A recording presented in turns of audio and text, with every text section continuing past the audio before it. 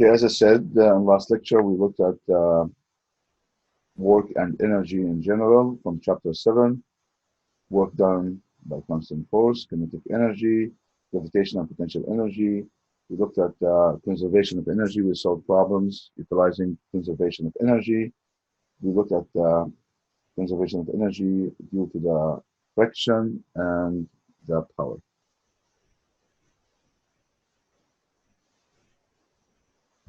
So when we defined the work, we said that the work is the product of the force,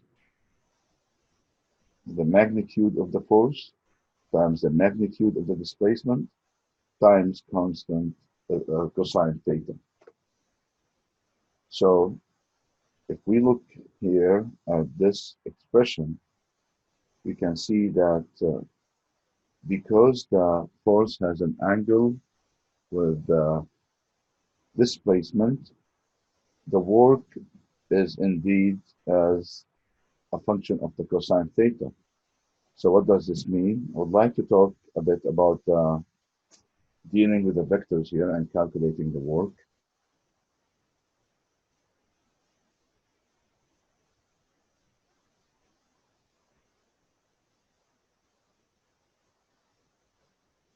Yes, I'm planning on posting those ones.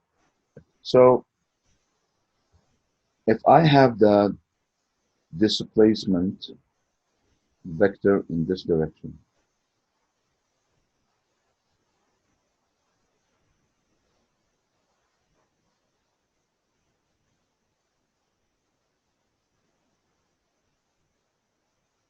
delta r in this direction, and I have the force coming in this direction, while my coordinates are x and y, this way.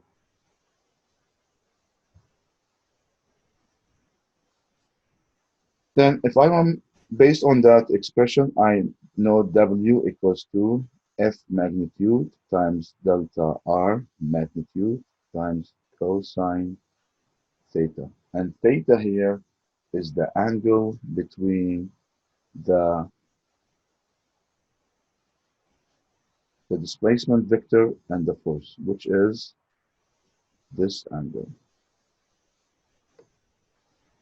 So this is theta.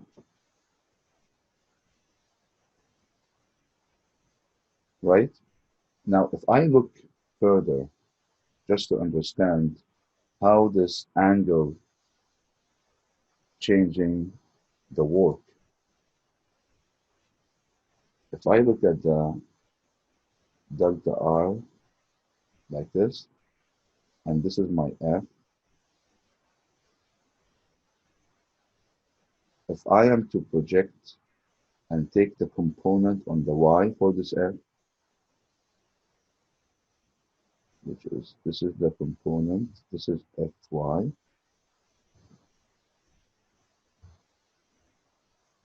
and project this one on the X,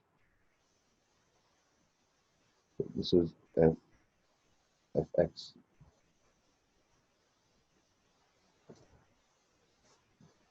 Based on those two components that represent the F as a vector,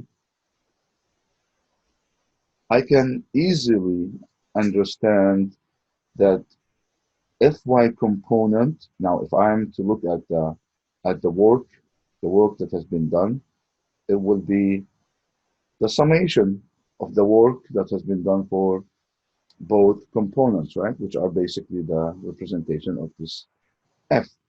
So I can say that W equals to Fx times delta R times cosine theta. What is theta for the Fx? Here theta becomes 0 for Fx, right? Plus Fy times delta R times cosine theta. What is theta for Fy with delta R?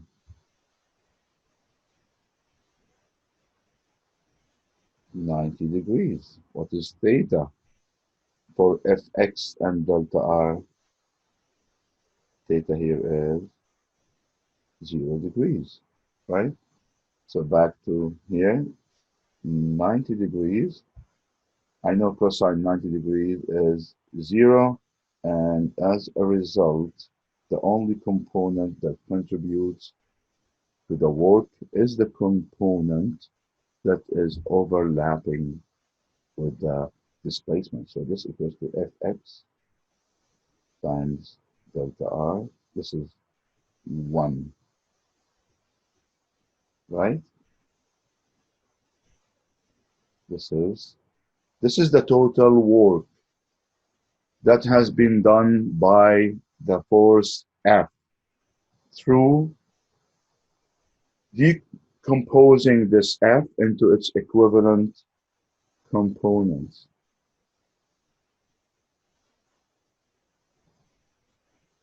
Which is Fx and Fy. And we have seen that Fy will contribute 0 to the work. However, Fx is the one that we will be contributing to the work. Now, if I am to compare this with the general expression for F directly, what can I conclude? I can conclude that when I multiplied F with cosine theta, I would be getting Fx, right? And this is indeed what was Fx here. This is just to give you, more details to zoom in and understand how do those vectors work. Forces that are perpendicular on the direction of the motion will contribute 0 work.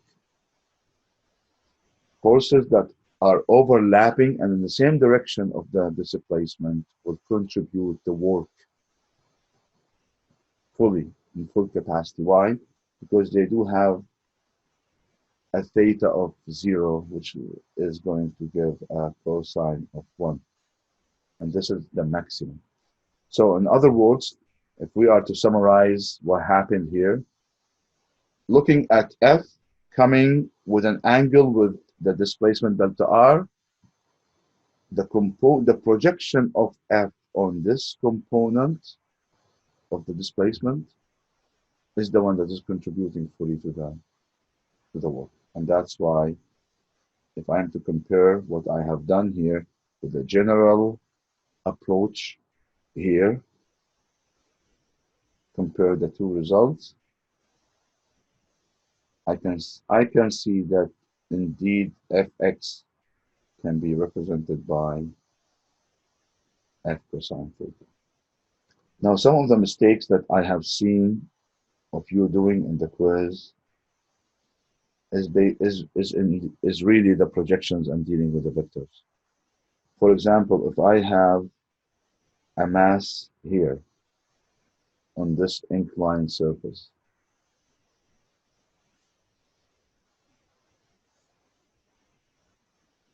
then the normal force would be perpendicular on that surface, period.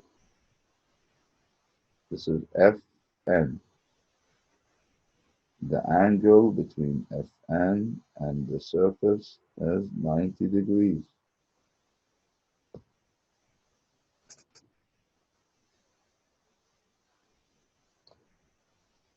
The gravitational force will be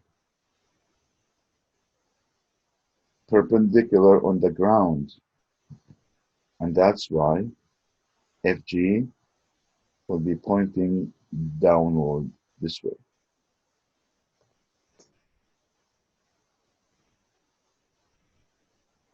Now, if I am to find the force Fn, for example. How do I do it? By taking, if this object is at rest, so sigma f is 0, I can say sigma fx equals to 0 and sigma fy equals to 0.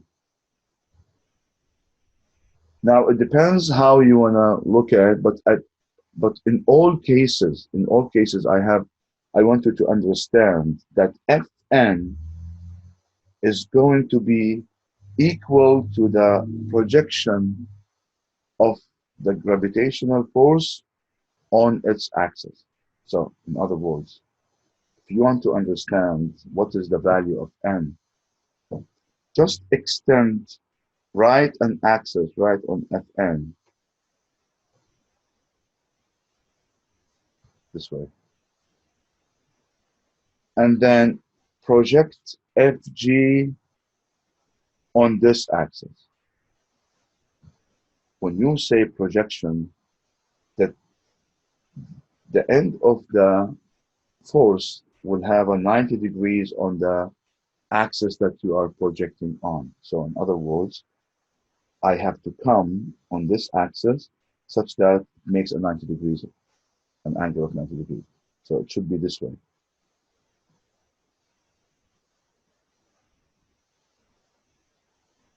This is 90 degrees, right? Now, the projection of Fg on this axis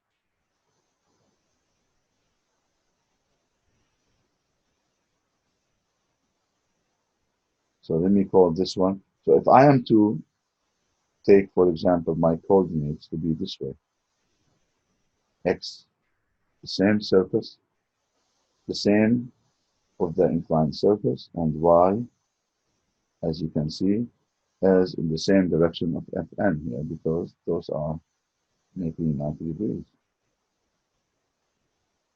Then Fn, when I write the sigma for Fy, I will find out that Fn, let's say sigma Fy equals to 0. The only components on the y, I have Fn positive. I have Fg on the y being negative because it says in the negative direction. So minus Fg projected.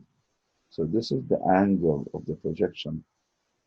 So if I call this one theta, then this one will be minus Fg cosine theta. And this is equals to 0. In other words, the normal force will only be equal to the projection of the gravitational force on its axis. I have seen lots of innovations in your quizzes. It is very important to understand how to deal with vectors, how to project vectors on the axes that you're interested to project them on. Right? So Fg, so Fn equals to Fg mg cosine theta. What about the forces on the x-axis? I only have here, if I assume this one was a friction, then I have a friction in this direction, opposite to the motion, F, F, F, F, and then I have the projection of Fg on the x-axis.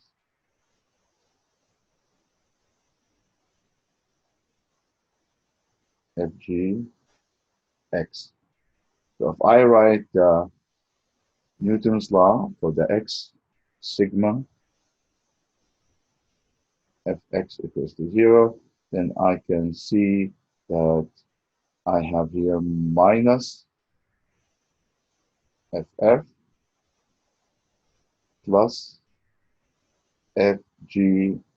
This is theta, then this is 90 degrees minus theta. Cosine 90 degrees minus theta is sine theta. So this is sine theta equals to 0. And I can see that Ff is Fg sine theta.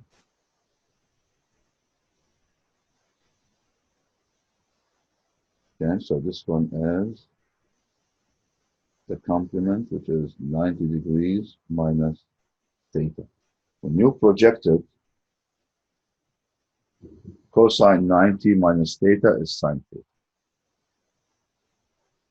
Okay, so that's not, now we know how the angle between the force and the displacement contribute to the work. The smaller the angle, the higher the work, right? If theta is 0, then you have cosine theta goes to 1, and this is the maximum.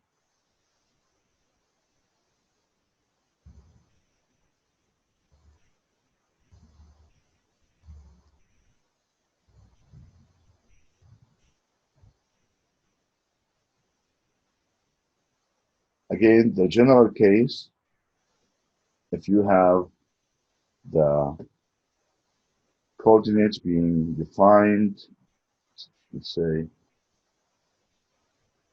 x and y this way, and then you have the displacement delta r coming this way, f, for example, coming this way, and they forced you with this coordinate. They did not give you the option to choose your coordinates.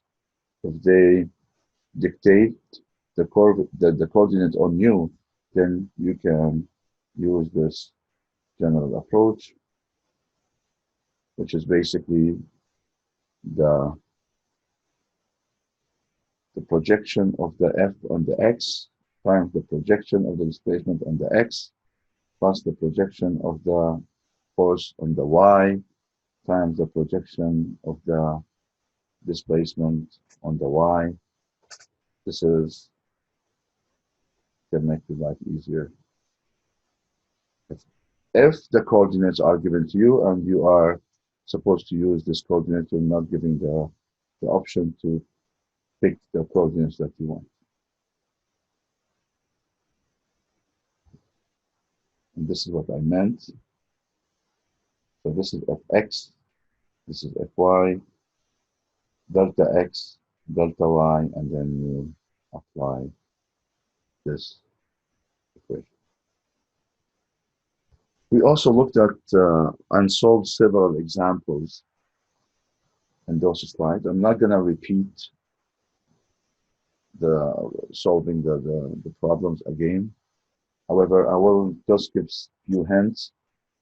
Now, in this lawnmower, the mass is being given to me. So this is the mass of the lawnmower. The force is 14 in Newton pushing, which means that this is the direction. This is the displacement direction, right? This is the force direction. So if I am to redraw this, this is the lawnmower. This is the force.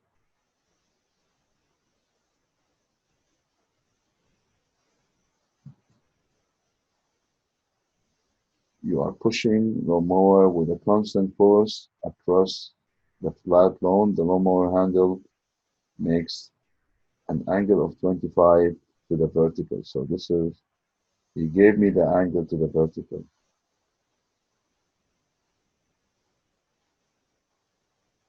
And this is the displacement, delta r. So pay attention to the angle. The angle has to be between the force and the displacement. This is the angle between the force and the vertical. And remember, this angle is this. This is the angle that is 65 degrees, is the angle between the force and displacement. No frictions. He gave me the work, so the work is 27 joules, and he wants me to calculate how far the lawnmower is going to go for this work. For this 27 joules that was exerted on the lawnmower, he wants to know how far distance this lawnmower is going to go. So if I apply the expression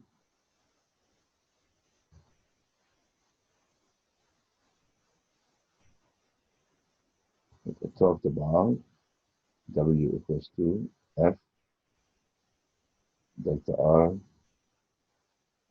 cosine theta, I have the work 14, I need delta R, I have the angle 65 degrees, I can get delta R.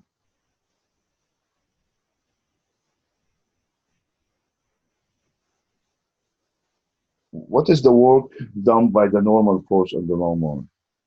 Right away, I know that the lawnmower,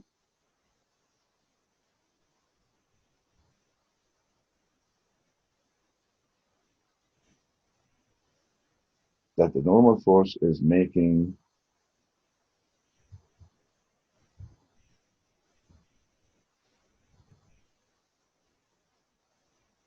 a 90 degrees angle with the displacement, and that's why the work would be zero. Why? Because cosine 90 degrees is zero.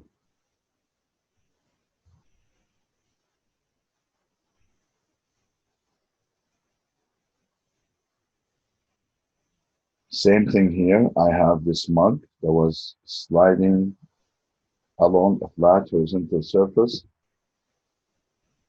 What is the work done by gravity on the mug? Again, the gravitational force is perpendicular. The gravitational force is perpendicular on the direction of motion. That's why the work would be zero, because cosine 90 degrees is zero.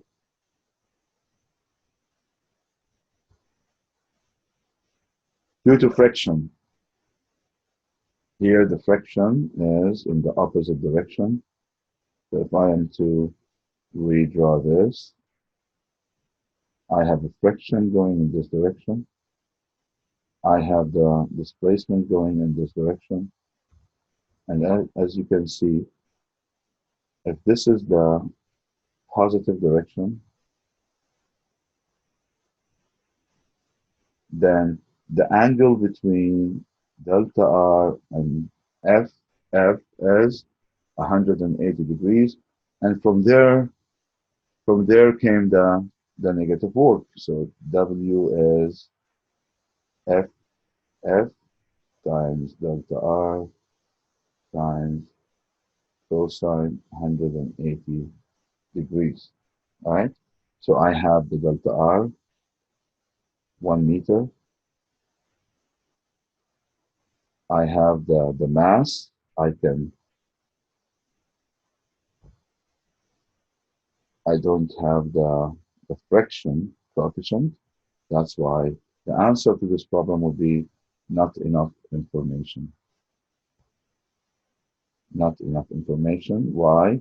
Because I don't have the friction. The friction coefficient was not given to me. If the friction coefficient was given to me, then I can continue calculating the friction force from the normal force that is equal to the here, because they're all sitting in a flat surface. So if Fn is Fg right away, by inspection, I can see that Fn equals to Fg, then multiplied by the friction coefficient, I get Ff, and then I can calculate the work. But right now, because the friction coefficient was not given to me, it is unknown.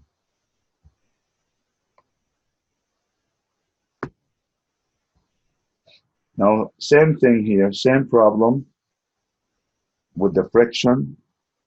This bicycle is slowing down on a flat stretch of road due to a constant frictional force. So here the frictional force is given to me. If your total displacement is 210 west before coming to a stop, what is the work done by friction? So exactly the same way we've seen in the earlier problem. I have here FF times delta R times cosine theta, which is -1 because theta is 180 degrees. And why is this? Again, because this is the delta R, this is the friction F, and the angle in between is 180 degrees. So he gave me the friction, he gave me the displacement, he wants the work straightforward. Assume that the positive direction for the coordinates agrees with the west direction, and then this is one.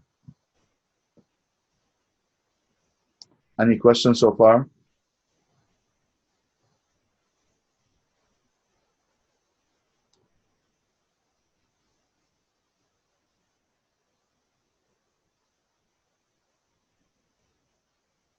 How to get the degree of cosine of x and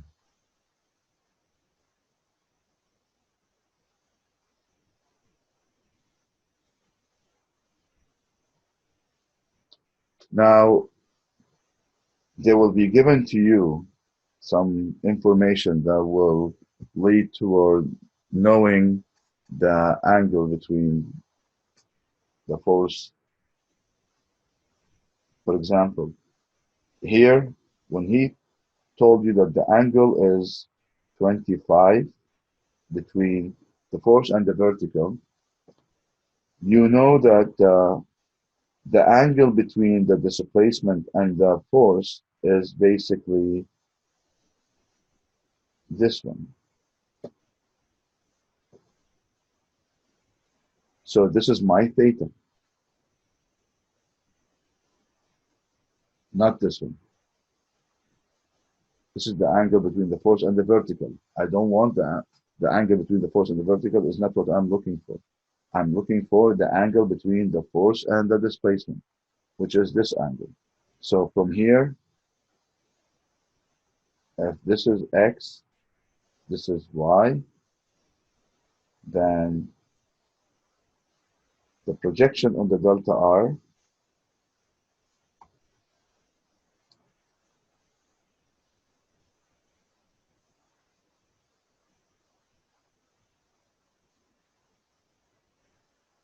so this is delta r,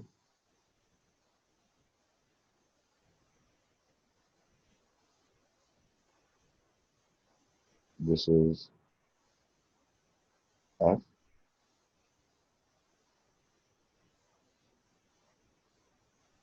the projection on the y, again remember the projection will have to have a 90 degrees, is going to give me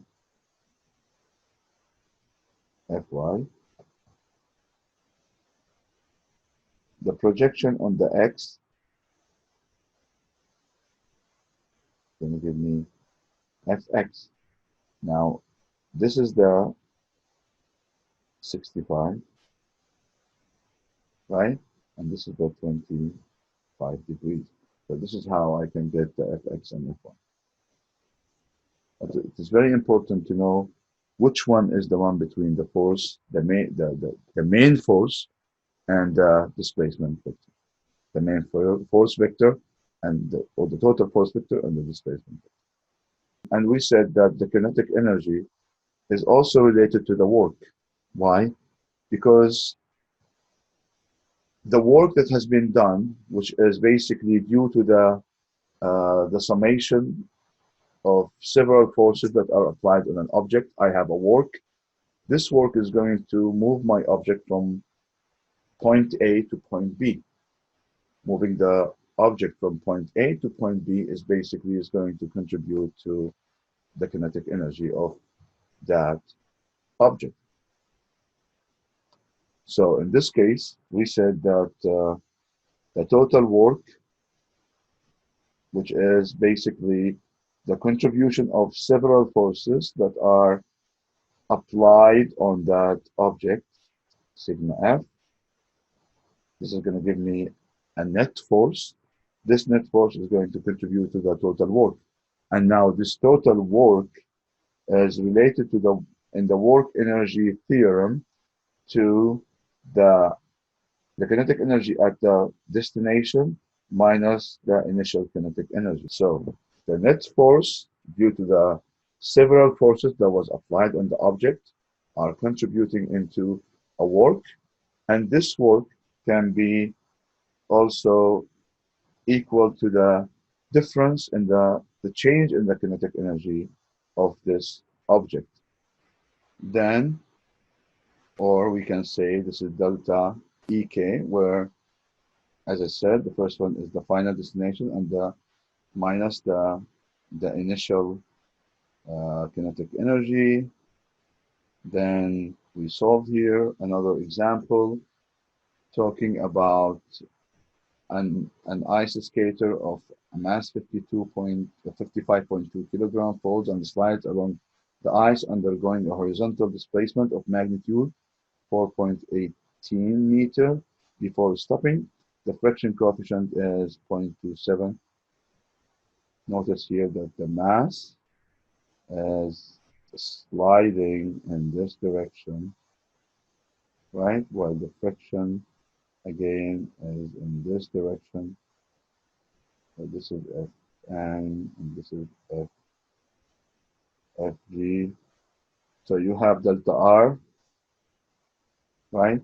You can get the friction from calculating the normal force and knowing the friction coefficient. You can calculate Ff, and then you can get the work from Ff delta R, and here don't forget that the angle, because they are, as you can see, overlapping in opposite direction, is 180 degrees, and this is going to give you a cosine theta of -1.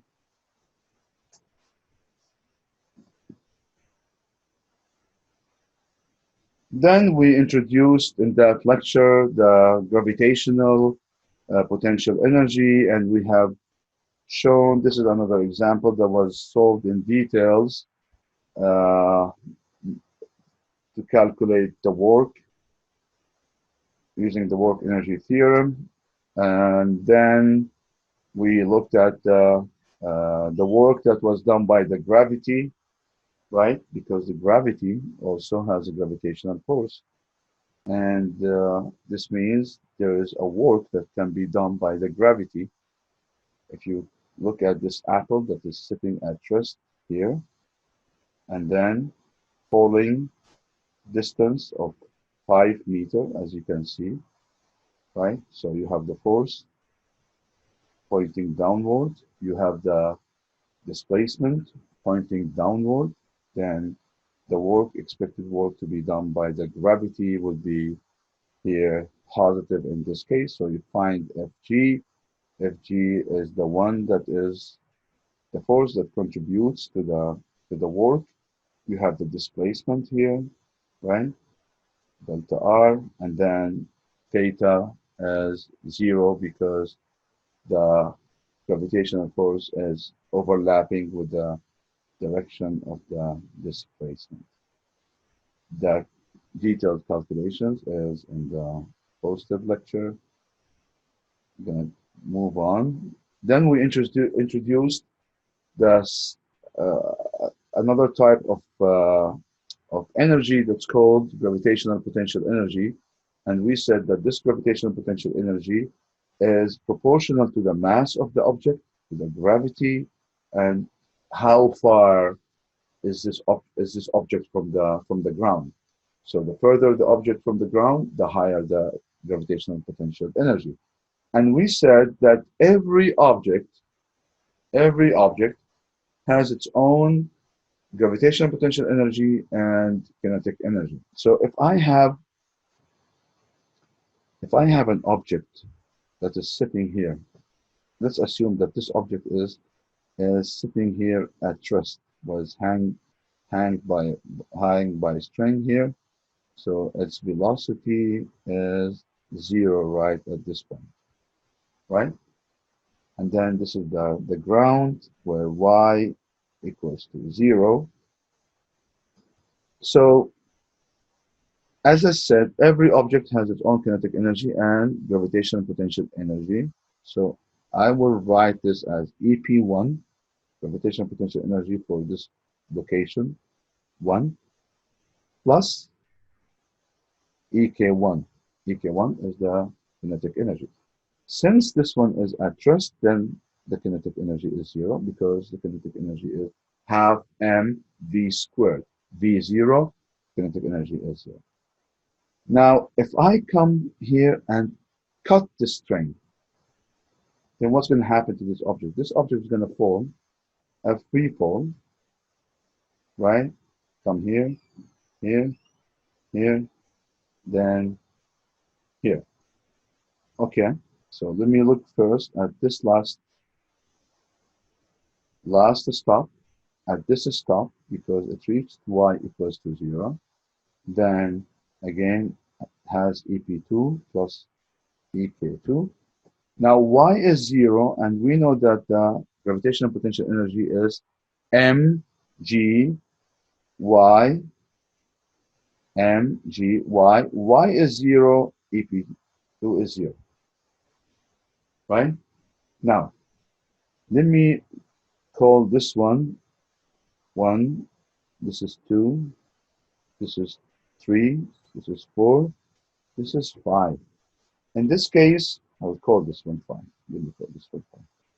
In this case, if I am to look at point number 2, this one has EP2 plus EK2.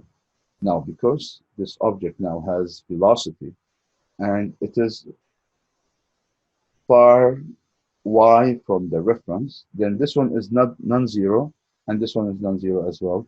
It will continue EP3 plus EK3, EP4 plus EK4.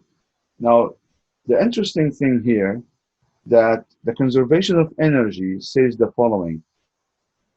The total energy at point 1 equals the total energy at point 2 equals the total energy at point 3 equals the total energy at point 4 equals the total energy at point 5.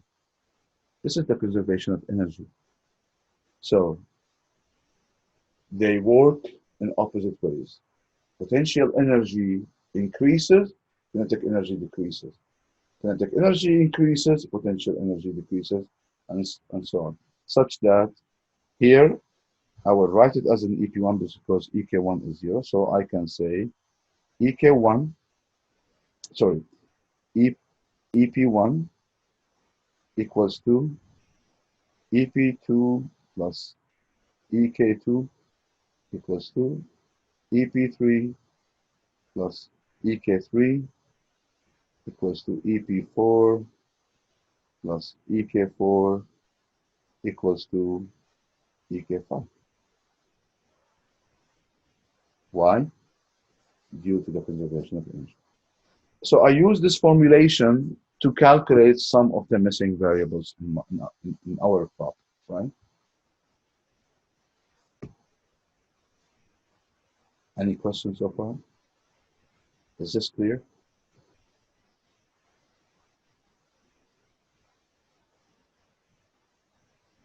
Okay, that's good. So this is how we use the conservation of energy to solve for some problem. So let me look at this example, and just to give you an idea of what happened. Look at the total energy at any point in this system. At this point, it's 50 kilojoules. At this point, it is 50 kilojoules. See how the kinetic energy increases, the potential energy started to decrease. At this point, it's 50 kilojoules. At this point, it's 50 kilojoules. At this point, it's 50 kilojoules. This is the conservation of energy. We can use this conservation of energy to calculate, for example, the velocity right at this point, which is 3.4 meters away from the level of water here, which I'm considering to be my reference level. Formulate the problem. Assume this one as 0.1, so EP1 plus EK1. At rest, EK1 is 0, so you only have EP1 here. Here you have EP2 and you have EK2. The mass is the same for the same person. That's why when you formulate the equation, the mass is going to cancel. So the mass will not be effective in this case. So the mass is going to cancel. You'll end up with an equation made of, so we said here EK1 is 0 because at rest. So I have EP1, which is mgy1 equals to EP2, which is mgy2 plus EK2, which is half mv2 squared. I am after v2 squared. M is going to cancel, as you can see. I have y1, 13.6. I have g. I have y2, which is 3.4. I can get the velocity. Same thing here. We're finishing off in a couple of minutes. Same thing here. If you do the formulation for the apple B and apple A, you write the energy equation using the conservation of energy for the potential energy for apple A at this location, call it 1, plus the kinetic energy equals to the potential energy and the kinetic energy right there. You write that, you formulate the problem for apple A and apple B, then you should be able to find the ratio of the velocity for apple B at reference y equals 0 and apple to apple A at reference y equals 0. Again, all detailed solutions are in the posted lecture. Please go and watch this lecture. Again, final example here as in this slide as the object that has this velocity. So you look here at the kinetic energy and potential energy. Here, the kinetic energy is not 0, has an initial velocity, and then at this point you have the potential energy to be 0. Then you formulate the problem, and then you can find the speed v2 right at this location.